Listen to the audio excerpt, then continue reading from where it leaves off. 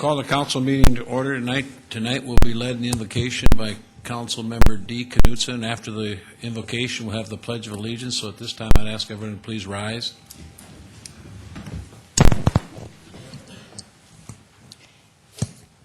Dear Heavenly Father, continue to give the City Council and the Mayor the vision and courage we need to move this great city forward.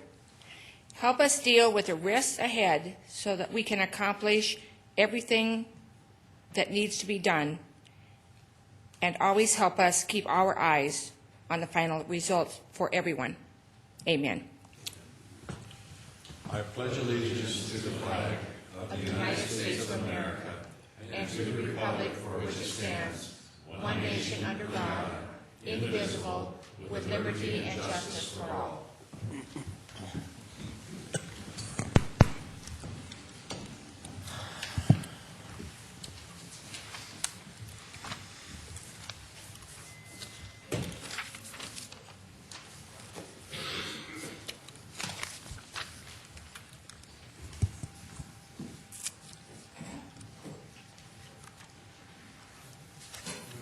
Proclamation here tonight is Carol Lee and Gayla Schurz here.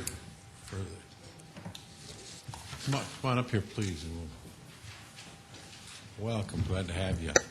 We have a proclamation for the Women in Construction Week in Sioux Falls, and the proclamation reads, whereas the Greater Sioux Falls Chapter number 237 of the National Association of Women in Construction has for over 30 years distinguished itself as the voice of women in construction in Sioux Falls and the surrounding areas. Whereas the work done by the Sioux Falls chapter has benefited Sioux Falls through the community development and educational programs. Whereas the Sioux Falls chapter has increasingly promoted the employment and the advancement of women in the construction industry. Whereas the construction community represented by the Sioux Falls chapter has been a driving force in fostering community development, renovation, and beautification projects, promotion of skilled trade careers, and a positive vision for the future. Whereas the Sioux Falls chapter has sought to achieve successful results for Sioux Falls and the surrounding area in a cooperative spirit with other organizations. Now, therefore, I, Dave Munson, Mayor of the City of Sioux Falls, do hereby proclaim March 2nd through the 8th, 2008, as Women in Construction Week in Sioux Falls, and encourage our citizens to congratulate the organization on its many accomplishments. And thank you very much for coming down.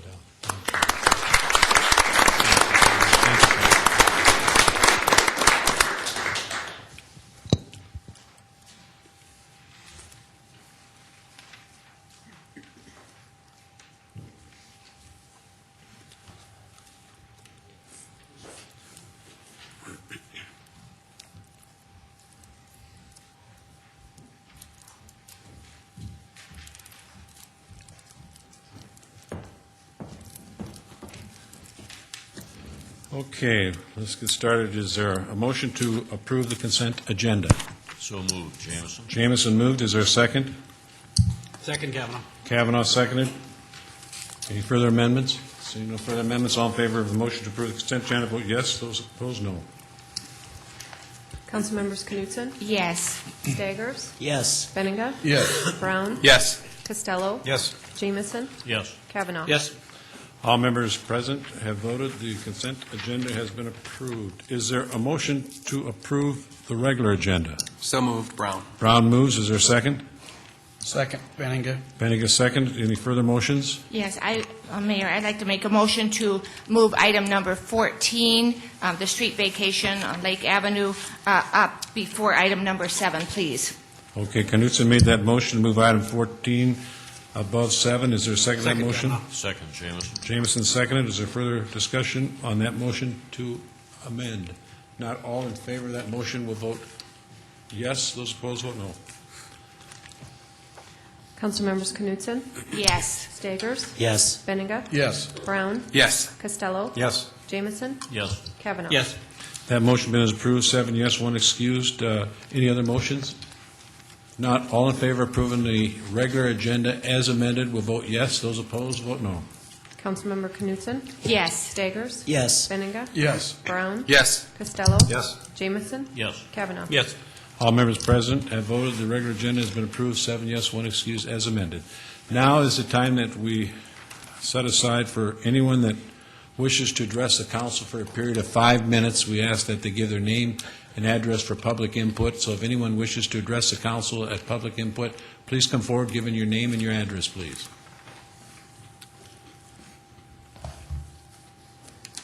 Hi, my name is Kenny Halbritter. I live at 900 West 10th, 6 blocks west of here, in an old historic home. The community development people have helped me out with a deferred loan, and it looks really beautiful. I've never had a complaint in 19 years on my sidewalk. On the 16th, Saturday morning, I noticed a tag that had been put on the 15th, and it would have been cleaned by 9 o'clock that day. I didn't know about it. I started cleaning it, and it was really cold, and I wasn't really feeling up to it. On Wednesday, at around noon, 3 guys in a truck from Scott's Lawn were there, and I asked what they were doing, planting early, and they said, no, we're cleaning your sidewalk. I said, whoa. What do I do about this? Well, they said Dave Skanke ordered it. So I said it's going to cost about $400. So I called and I said that I'm in the street here and there's 2 or 3 feet of ice and snow in the street, and I can't possibly get that all done, but I'll work with you, and I really appreciate if you'd work with me. I called the street department, and in 2 hours they came out, plowed all that 2 foot of ice and snow, and it was really pristine and cleaned off part of the sidewalk for me. I thought, wow, this is a great place. So I bought 120 pounds of ice melt, and a good friend of mine sprinkled it all over on Thursday, and it started to melt, and I started chipping things away. On Friday the 22nd, 2 days after I was notified about this officially, I came home after my 71st birthday party, and I got back at around 4:15, and I noticed the street, they had completely cleaned all the sidewalk. So I got on the phone to Dave, and he called me back at 2 minutes to 5 on my 22nd birthday. And I said, I thought you were going to work with me on this thing. And he said, well, I can't wait any longer. And he says, the city's going to send you a bill. So I feel that it's unjustified that I pay, according to what Ryan told me at the Scott Lawn, 5 men, 6 hours, $294 plus salt. It was $334.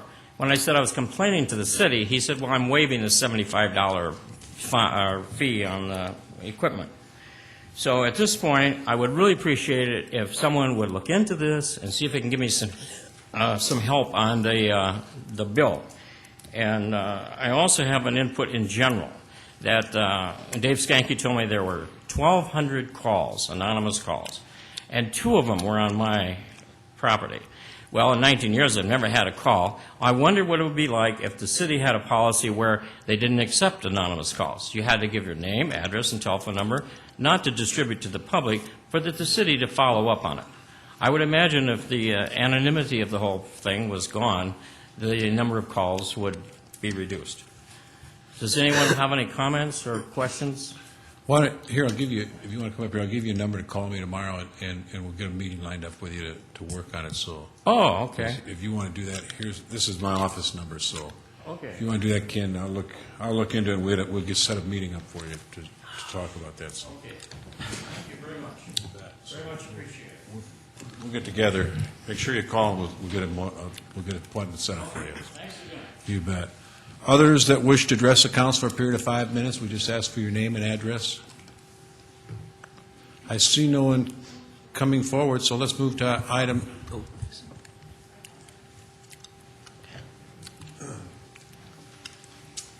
My name is Dorothy Stivers. I live at 6106 South Avenue in Sioux Falls. In my life, at least, we often ask ourselves, what's fair? And kids are always saying, it's not fair. Life isn't fair. Some people are born into wonderful, educated, well-heeled families. Other children are born in people of less income. Some of us are born not nearly as bright as our friends and neighbors. Some of us have physical handicaps. So fairness is not always possible. But I think we can work toward justice. As far as I understand it, all major religions talk about justice. We just said the Pledge of Allegiance, with justice and liberty for all. Is taxing food fair and just? I don't think so. Many, many places in the United States, they do not tax food. When food tax takes a larger percent of the income of low-income people than it does of those who have a better income, we are not treating those people fairly. Some people have figured out how to fill the form out in order to get tax relief from the food tax. And as I understand, it's a very simple form. But I've not been a single mother with 2 or 3 kids and a part-time job. So I don't know when she would find time to fill out those forms or perhaps get help with those forms. Food is a necessity for life. Why would we even think about raising the tax on food when right now it's very steep? Thank you. Thanks, Dorothy. Others who wish to address council for 5 minutes?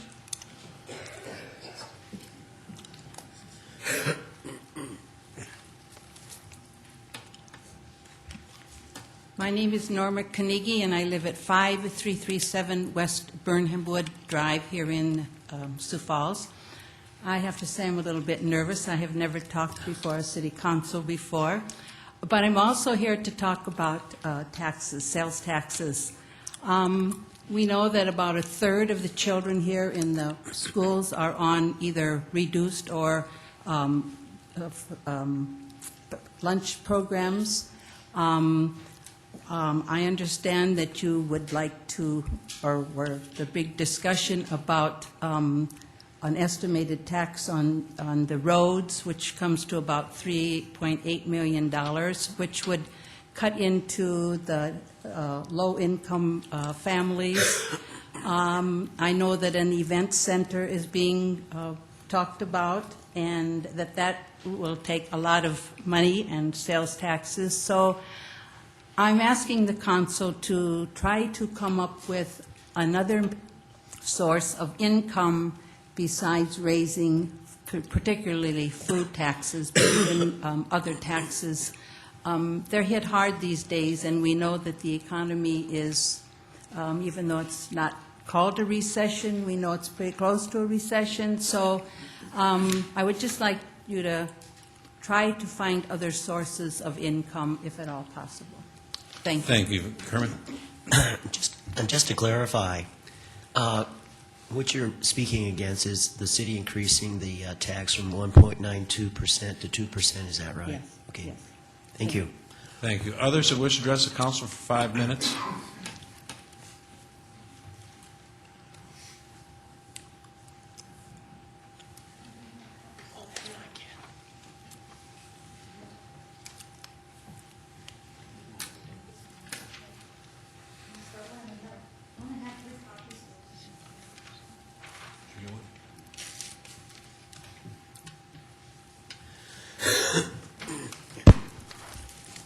Mayor and City Council, I'm Kathy Brackdolsbauer, 2900 Poplar Drive here in Sioux Falls, and thank you for listening to our comments about the problem of the sales tax, because I understand you're considering raising it, and as it's been mentioned, it's on groceries. And so I was just alerted to this data that I'm sharing with you here just last week about poverty being on the increase since 2000 here, and unfortunately, the census data that's between the 10-year census data, census collections doesn't break it down for the cities. It's only the counties.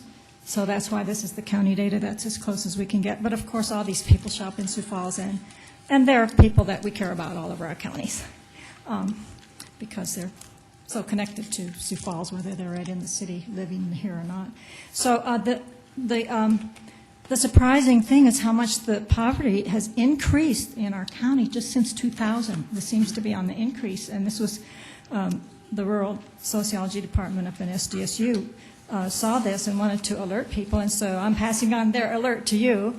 But you'll see in the pink line of Minnehaha County, it's quite a higher, I mean, quite a jump just in this in these years that are most recently data collected. So I want you to be aware of that. The first graph is people in general, and the second graph is children, which of course is an even more alarming thing to have that going even higher.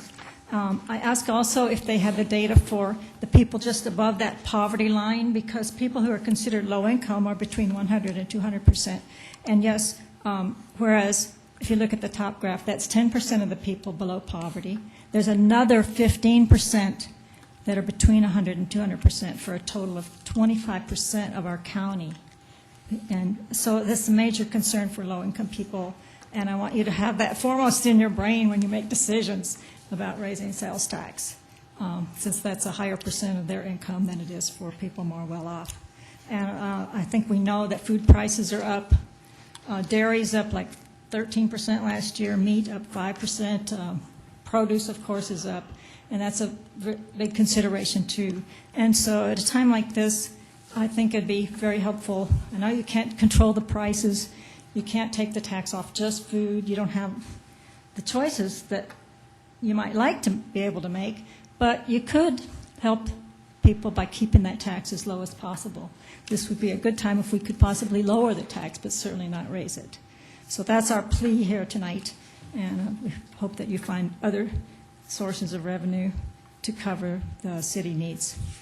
Any questions? Thank you, Kathy. Appreciate it. Others that wish to address the council, a period of 5 minutes on public.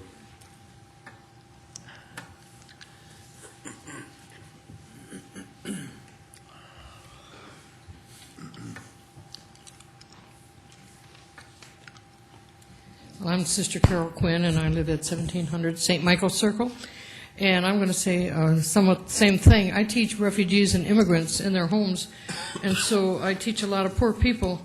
We're particularly concerned about the immigrants, or those Hispanic particularly background, because hardly any of them, I don't think, make use of food stamps, the free things.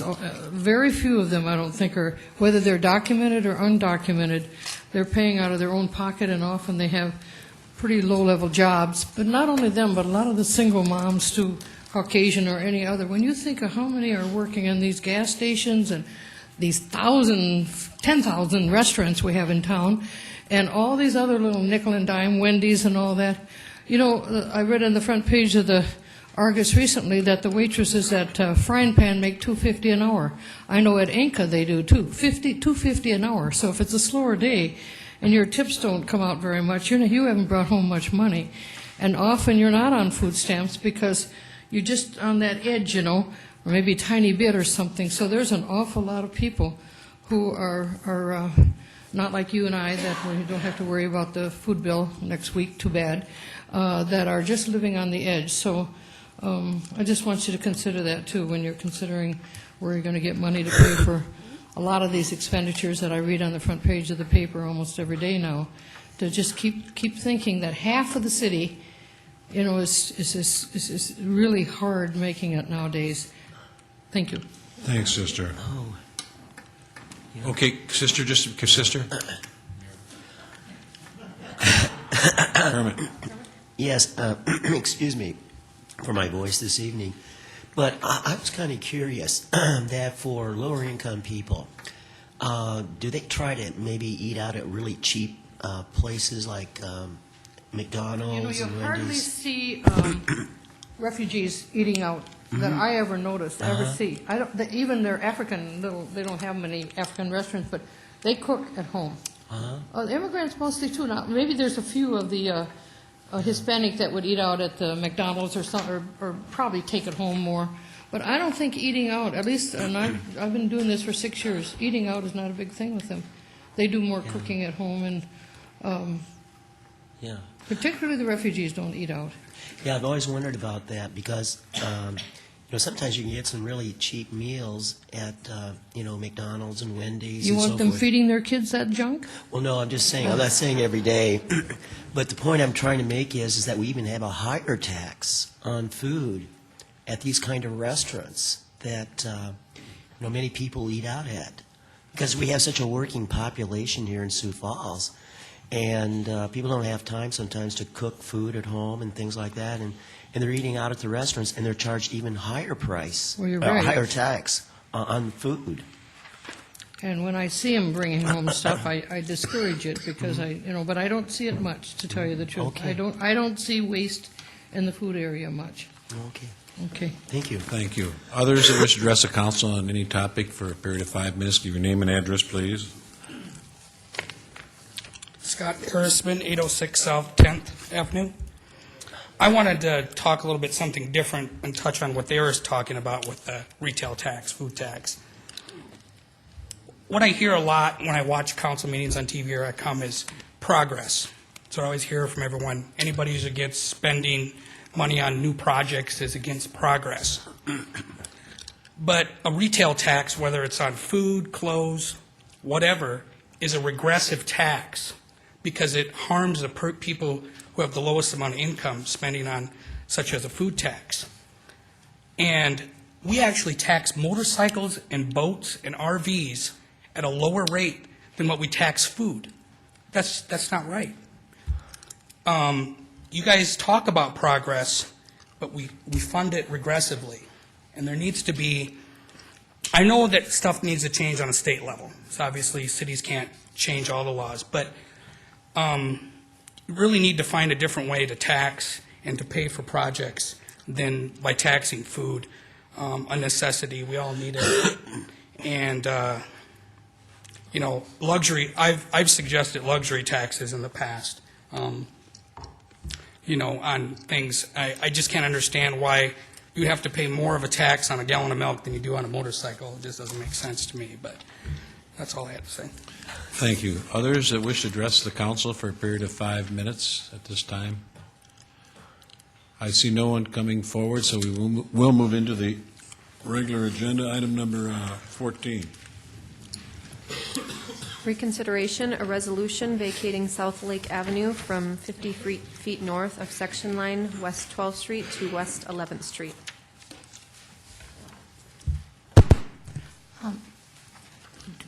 May I make my motion yet, or do you want the presentation? You got a motion? You can- Yes, I have a motion Okay. on item number 14. I just didn't want to interrupt the presenter again. I would like to make a motion to defer item number 14 to Monday, April 14th. And the reason I am making this motion is, one, courtesy to the vice chair who is unable to be with us tonight, and second, and the underlying reason for my motion, besides what I just said, is the fact that I understand that the parties involved in this area are working hard on the alley issue, and I don't know how that's going to come out, but that is why I'm making this motion. Is there a second to that motion?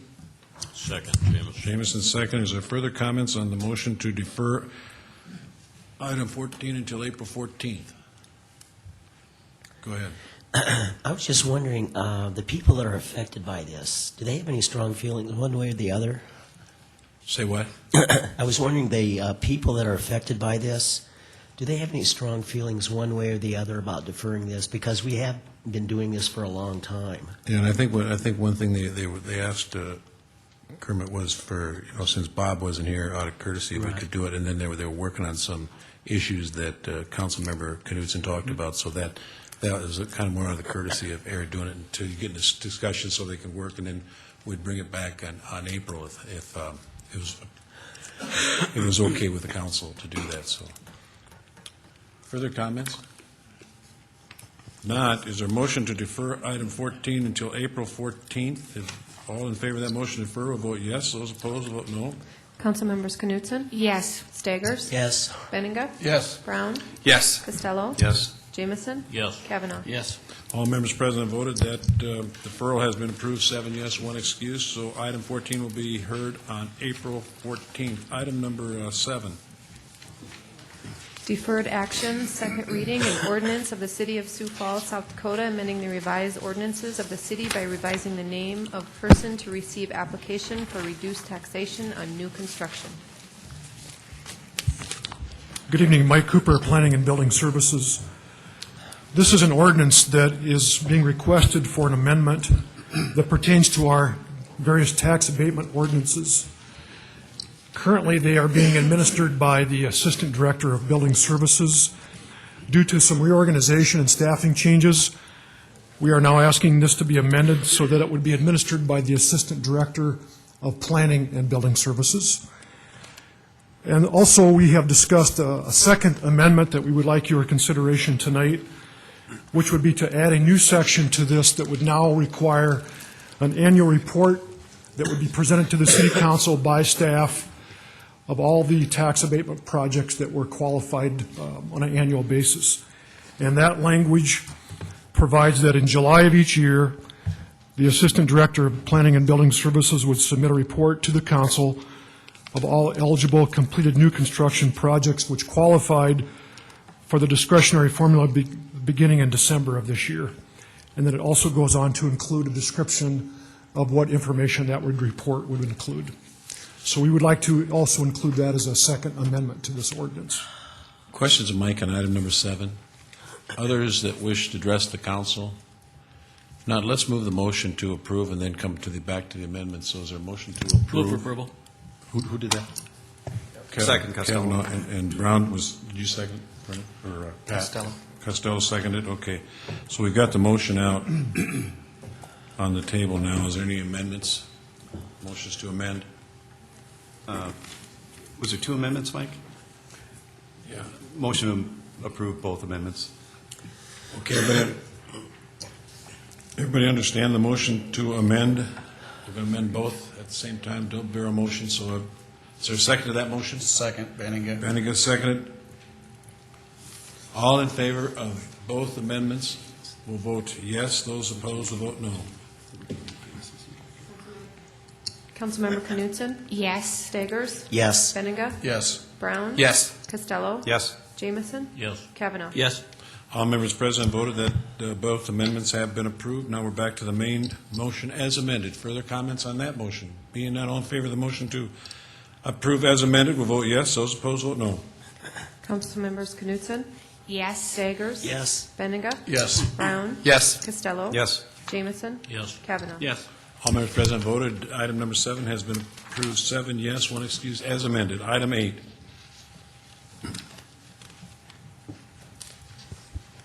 Second reading, an ordinance of the City of Sioux Falls, South Dakota, rezoning property at northwest corner of West 85th Street and Southwestern Avenue from RS1 Residential District and the Boulder Ridge Estates Plan Development District to the Three Fountain Plan Development District, petition 2008-0121, and amending the official zoning map of the City of Sioux Falls. The Planning Commission recommends approval. It will be noted that Councilmember Jamison has been excused from item number 8. Go ahead, Mike. This property consists of approximately 30 acres of land in the northwest corner of West 85th Street and Southwestern Avenue. This is consistent with a land use amendment which has previously been considered and approved by the City Council. The applicant is Site 2 Incorporated, and they have been working on this development concept in consultation with the surrounding neighborhoods. There's been a significant amount of neighborhood input into the proposed development guidelines or the sub-area regulations that are included as part of this rezoning request. And just to give you kind of a quick overview, if we could go back one slide, in the center of this 30 acres is a sub-area that's designated for planned commercial development. On the very southeast corner is the sub-area that's designated for commercial or office land uses. To the north and west of that would be office development. And then there would be a transitional use of daycare and office up in the northeast, multifamily in the southwest, and then going to more of a lower density residential towards the northwest as it abuts lower density residential adjacent to this. The concept that the developers have come up with really is trying to match proposed land uses with the street configuration. In this particular case, the access is going to be more limited along both Western Avenue and 85th Street in conjunction with our access development guidelines. This is one of the first major intersections that we've been working with a developer on this land use concept. And really, I think the bottom line is that we're trying to give the developer as much flexibility as possible to come up with an overall development plan that because it is a planned development, it is certainly subject to future modifications depending on the market for this particular area. As I said, the developer has spent a lot of time working with the surrounding neighbors on these development guidelines, and we do have representatives here tonight of the petitioner. The Planning Commission recommendation is to approve this zoning change as proposed. Questions of Mike on item number 8? Go ahead. Yeah. Mike, excuse me. Mike, the limited access, the developer really didn't have any choice on that, is that right?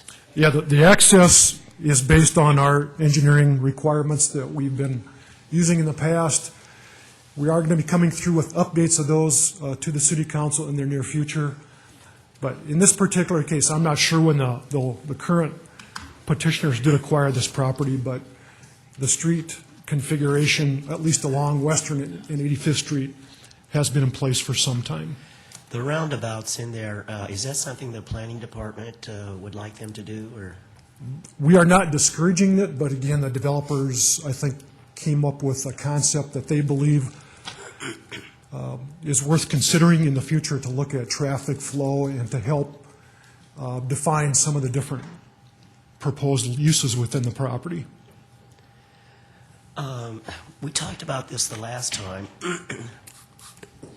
You have 33 pages of regulations here for a planned development.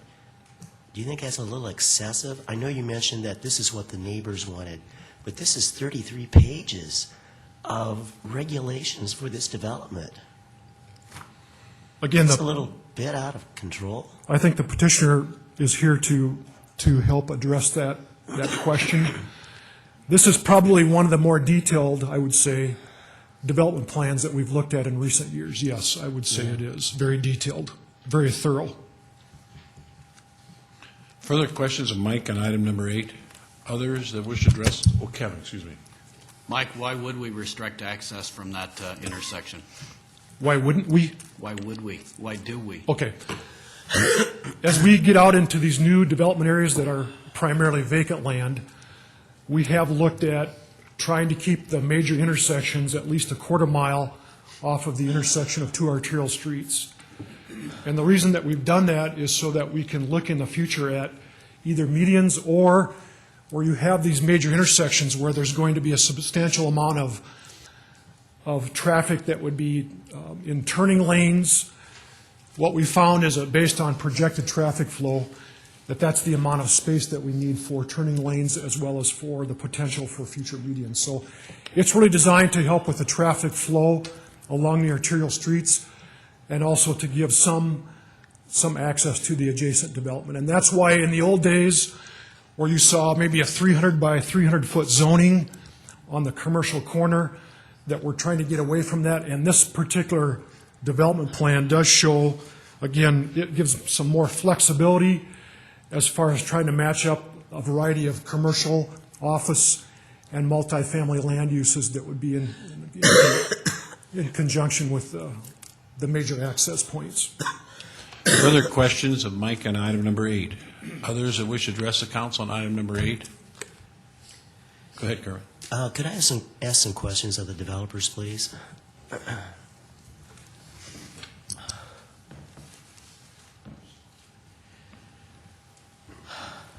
Clayton Jameson, 300 South Main. Yeah, Clayton, as I mentioned to Mike here, I'm very concerned about 33 pages of regulations that we're going to be passing on tonight. Is this too excessive? Well, we're in a transition period from the old box concept of commercial on the corner and to embrace that to the neighbors in such a way that is explaining this transition. I think as it becomes more common knowledge, the language will be condensed. But At this point, I think it's a good stepping stone. We had what turned into a very good study group. The neighbors were extremely helpful in redefining what is an acceptable use close to residential and what is an annoying nuisance. And traffic flow is an important part of that. And under these new restrictions where you're restricted to a quarter-mile access, you bring in commercial traffic in front of the residential, and it's just the traffic alone is disruptive. But the old classification on what was commercial and what was office is a little bit blended now. It's when the neighbors speak as to what is offensive and what is not. It takes more wording at this point to describe it. But I'm sure as what becomes, however you define it, maybe it's light commercial or some other way of defining undisruptive traffic, undisruptive businesses. So, Yes, I guess the way I look at this is your private property, and you have everybody telling you what to do with your private property. Now, I noticed here too, there's a lot of smart growth principles in your project. Now, are these principles that you're wanting to implement, or other people saying, no, we want these smart growth principles incorporated in this development? We fully embrace it, and we fully embrace the neighbors' input as to what is pleasant and what is disruptive. And so it turned into a good evolutionary step in a new type of zoning, mixed use. And I'm sure it'll be condensed and shortened, but this is a good interim way to address the concerns people have.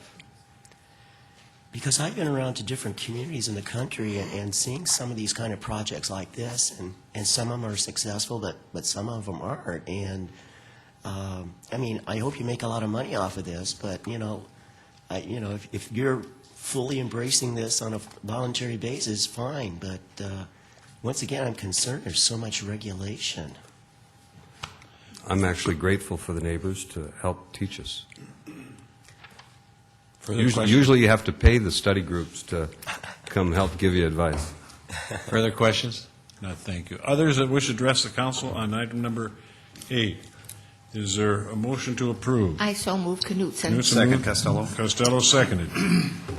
Further comments on the motion to approve? I see none, so all in favor of the motion to approve, vote yes. Those opposed, vote no. Councilmembers Knutson? Yes. Staggers? Yes. Benega? Yes. Brown? Yes. Costello? Yes. Kavanaugh? Yes. All members present voted. Item 8 has been approved. 6 yes, 2 excused. Item number 9. Second reading, an ordinance of the City of Sioux Falls, South Dakota, rezoning property at East 10th Street and 6 Mile Road from the AG Agricultural District to the RS2 Residential District, petition number 2008-0107, and amending the official zoning map of the City of Sioux Falls. The Planning Commission recommends approval. We're having a little, okay, we'll get to that item on the screen, but this is a petition by the Brandon Valley School District. It's about 20 acres of land that is currently owned by the school district in the area of 6 Mile Road and north of East 10th Street. And this is proposed to be an elementary school site that would be under construction this year with a proposed opening in the fall of 2009. Questions of Mike on item number 9? Others that wish to address the council on item number 9? Is there a motion by the council? Move for approval, Jamison. Jamison moved. Is there a second? Second, Benninga. Bennigan seconded. Further comments on the motion to approve item number 9? Seeing none, all in favor of the motion to approve, vote yes. Those opposed, vote no. Councilmembers Knutson? Yes. Staggers? Yes. Benega? Yes. Brown? Yes. Costello? Yes. Jamison? Yes. Kavanaugh? Yes. All members present voted. Item 9 has been approved. 7 yes, 1 excused. Item 10. Second reading, an ordinance of the City of Sioux Falls, South Dakota, rezoning property at East 57th Street and South Sycamore Avenue from the AG Agricultural District to the Briarwood Estates North Plan Development District, the RC Recreation Conservation District, and the RD Residential District, and the RS2 Residential District. Petition number 2007-1207, and amending the official zoning map of the City of Sioux Falls. The Planning Commission recommends approval. Our slides are a little out of sync here, but this is the right one.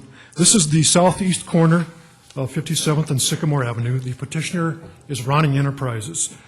This is approximately 71 acres of land that has been annexed, and the City Council has previously acted on a land use amendment, which is consistent with this rezoning request that's being considered tonight. The property will be divided into sub-areas for commercial development of approximately 7 acres, another area for future multifamily or office, which is about 2.5 acres.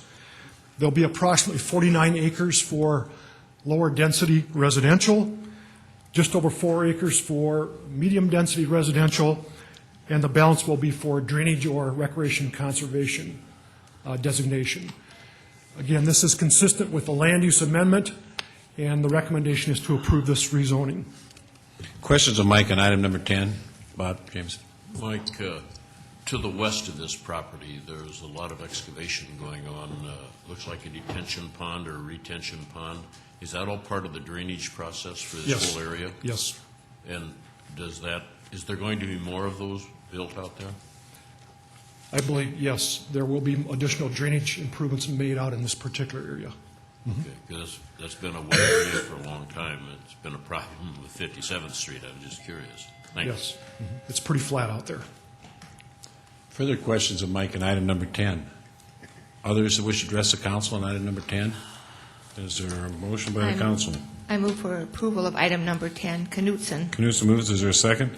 Second, Kavanaugh. Kavanaugh seconded. Further comments on the motion to approve?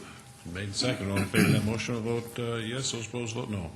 Council members Knutson? Yes. Staggers? Yes. Benninga? Yes. Brown? Yes. Costello? Yes. Jamison? Yes. Kavanaugh? Yes. All members present voted. Item 10 has been approved, 7 yes, 1 excused. Item 11. Second reading, an ordinance of the City of Sioux Falls, South Dakota, a major amendment, petition number 2007-1231 to Chapter 15-45070, Plan Development Districts at Lundstrom's Plan Development District, allowing changes in land use as reflected in the revised sub-area regulations. The Planning Commission recommends approval. Staff would like to request a deferral of this for 2 weeks to March 17th. The property was not posted for the public hearing for tonight. Move to defer, Brown. Second, Costello. Brown's and moved and Costello seconded. What's the date you said? March 17th? March 17th. Further comments on motion to defer? Seeing none, all in favor of the deferral to March 17th for item 11, vote yes. Those opposed, vote no. Council members Knutson? Yes. Staggers? Yes. Benninga? Yes. Brown? Yes. Costello? Yes. Jamison? Yes. Kavanaugh? Yes. All members present voted 7 yes, 1 excused. Item 11 has been deferred until March 17th. 12. Second reading, an ordinance of the City of Sioux Falls, South Dakota, a major amendment, petition 2008-0102 to Chapter 15-45070, Plan Development Districts at Whisper Ridge Plan Development District, amending the official zoning map of the City of Sioux Falls. Planning Commission recommends approval. This property is located along Southeastern Avenue between 57th and 69th. The petitioner is Tim Stenberg and Glenn Fay, LLC, as the applicant and owners.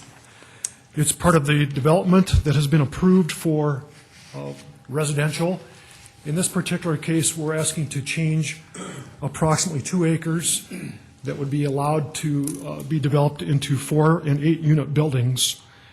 And we're increasing the area that would be designated for this multifamily from just over 14 acres to just over 16 acres in size. And the recommendation is to approve that change. Questions of Mike on item number 12? Others that wish to address the council on item number 12? Is there a motion to approve? Move for approval, Benninga. Benninga moves. Is there a second? Second, Jamison. Jamison seconded. Further comments on that motion? Seeing none, all in favor of the motion to approve item 12, vote yes. Those opposed, vote no. Councilmembers Knutson? Yes. Staggers? Yes. Benninga? Yes. Brown? Yes. Costello? Yes. Jameson? Yes. Kavanaugh? Yes. All members present voted. Item 12 has been approved, 7 yes, 1 excused. Item 13. First reading and ordinance of the City of Sioux Falls, South Dakota, providing supplemental appropriations. Convention Center, $100,000, Arena, $411,200, Fire and Rescue, $469,225, Parks and Recreation, $958,110. Gene Roanhorse, Director of Finance. This is the ordinance that was reviewed with you a week ago at the informational meeting. It's our regular semi-annual adjustments to the CIP program. We have people here tonight if there are questions. One thing we do want to discuss tonight is on the parks appropriation, is the number in that you had and we reviewed was $1,942,110. There is going to be a motion to amend that number to $2,254,510.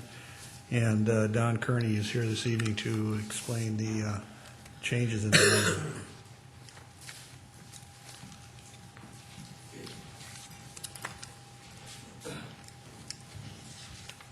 Good evening, Mayor and Council. Don Kearney with Parks and Rec. As Gene mentioned, we do have an amendment before you today. As a follow-up to our informational briefing last week, we wanted to share with you our findings on the street construction cost for the Southwest School Park site. If you remember, we estimated our land acquisition and site development costs with Public Works installing those streets like they typically do on school park sites. But at this site, at the Southwest site, the developer will be installing the streets as a condition of the school district's land acquisition agreement with them. We estimate that our share of the improved land costs, which would include those completed streets, would be $200,000. Our site development costs have also increased since we last met with the school district, since we last talked by $84,000 due to new estimates on what it will take to fill the site. And then finally, we added contingencies of $28,000 to the $200,000 for the street and $84,000 for the additional fill requirements. So in summary, the difference that Gene speaks to is just the difference on this Southwest site, and where it's changed from $417,860 to $417,860 to $730,260 for those two items. So I promised to come back to you today and talk to you about what those new costs were because of the original estimate without the streets included. So with that, I'd be glad to answer any questions. Questions?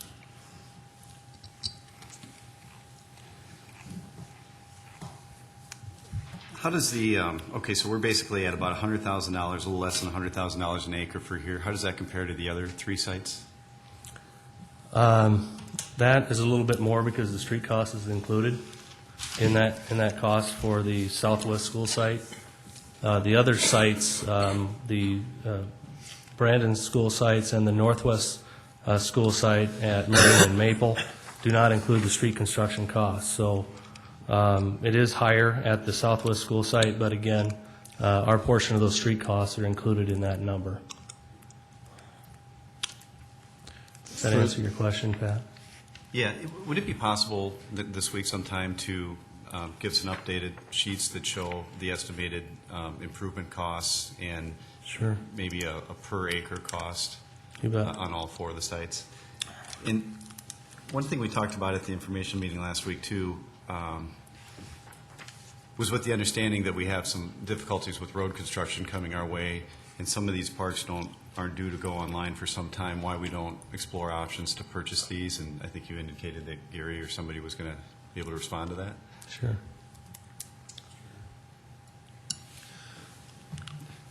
First of all, I think we looked at the specifics of these land purchases, and anytime that you have an option, of course, you have to have. It's an arm's length transaction, a willing purchaser and a willing buyer.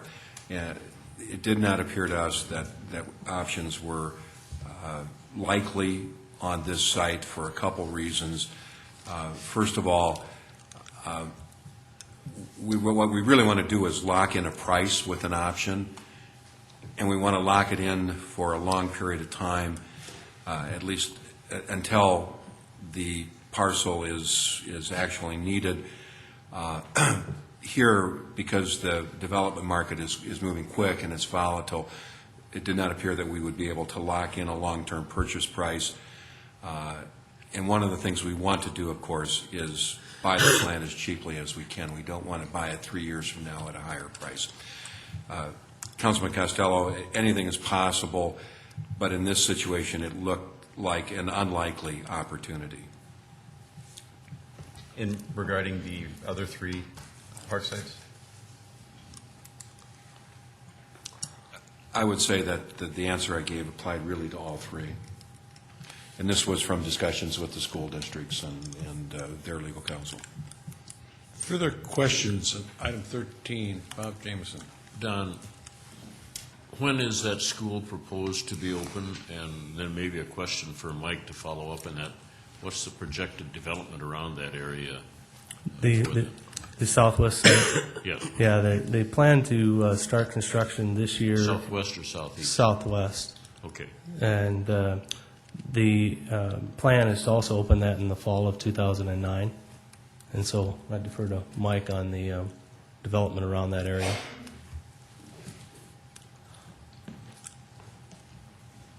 Yeah, this particular area really came to us late last year from the school district in saying that because of the overcrowding at the other elementary schools in the southwest area of town, that there's a need for another school.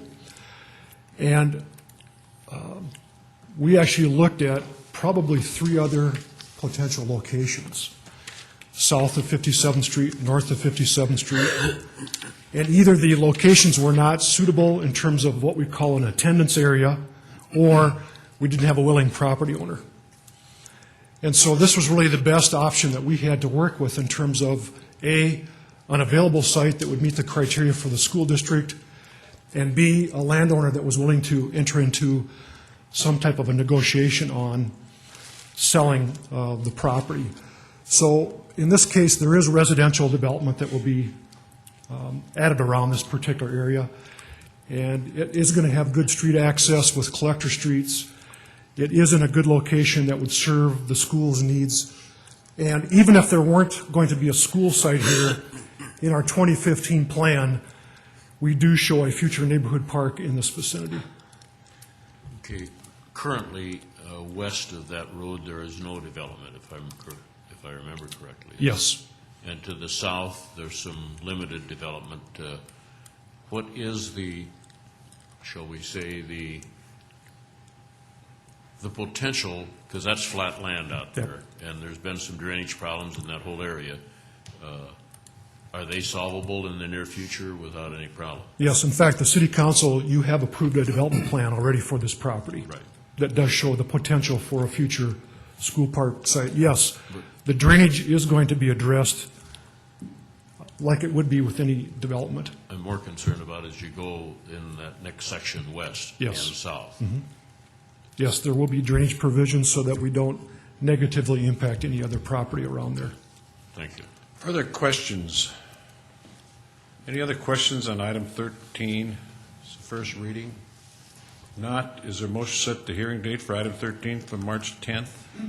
I so move Knutson. Is there a second? Second, Jameson. Jameson, second. Further comments on the motion to set the hearing date? Question. Go ahead. Am I understanding that we need an amendment to change the dollar amount tonight? Do we need that tonight? At the next meeting. Okay, thank you. Yeah. Okay, we've got a motion been made and seconded to set the hearing date for item 13 for March 10th. Further discussion. Seeing none, all in favor of the motion to set the hearing date will vote yes. Those opposed vote no. Council members Knutson? Yes. Staggers? Yes. Benninga? Yes. Brown? Yes. Costello? Yes. Jameson? Yes. Kavanaugh? Yes. All members present voted. Item 13, the hearing date has been set for March 10th, 7 yes, 1 excused. Item 15. A resolution approving a joint cooperative agreement for mosquito control between the City of Sioux Falls and Lincoln County, South Dakota. Judy Bielsman, Health Department. This will be the third year for the cooperative agreement with Lincoln County. The only real change in this agreement is the same as we did with the Minnehaha agreement, that we have made it a budget or a cost-based that is an attachment that will change each year, but the joint agreement will remain in place. So on February 1st of each year, we would supply the county with the updated cost for that year. They can then choose the level of service that they want and approve their budget, and they will notify us of that in 60 days so we can be prepared to deliver the service. And this would be the same services that we've done previously in Lincoln County. It's a little bit different, the way it's delivered, but essentially the same. We have the 2-mile perimeter to Sioux Falls protected, and we assist with testing in the small communities and some of the consulting for those communities also as they give them a direction from the state as to when to start to spray. Any questions? Questions of Judy on item number 15. Others that wish to address the council on item number 15? Not. Is there a motion to approve? Move for approval, Benninga. Benninga moved. Is there a second? Second, Brown. Brown seconds. Further comments on that motion to approve item 15? Seeing none, all in favor of the motion to approve, vote yes. Those opposed, vote no. Council members Knutson? Yes. Staggers? Yes. Benninga? Yes. Brown? Yes. Costello? Yes. Jamison? Yes. Kavanaugh? Yes. All members present have voted. Item 15 has been approved, 7 yes, 1 excused. Item 16. A resolution of the City of Sioux Falls approving the preliminary plan of Timber Heart Addition, petition number 2008-0103. The Planning Commission recommends approval. This development plan consists of approximately 6 acres of land. It's located north of Arrowhead Parkway on the east side of Sioux Falls and west of Foss Avenue. The development plan includes provision for 26 single-family residential lots, and it is adjacent to a drainage area that is also adjacent to existing single-family residential. The property to the south is planned for future non-residential development adjacent to Arrowhead Parkway. Questions of Mike on item number 16? Others that wish to address the council on item number 16? Is there a motion to approve? Move for approval, Benninga. Benninga moves. Is there a second? Second, Jameson. Jameson second. Further comments on the motion to approve? I'm seeing none. All in favor of the motion to approve, vote yes. Those opposed, vote no. Council members Knutson? Yes. Staggers? Yes. Benninga? Yes. Brown? Yes. Costello? Yes. Jamison? Yes. Kavanaugh? Yes. All members present have voted. Item 16 has been approved, 7 yes, 1 excused. Item 17. Deferred action, Homeless Advisory Board Business Plan Update.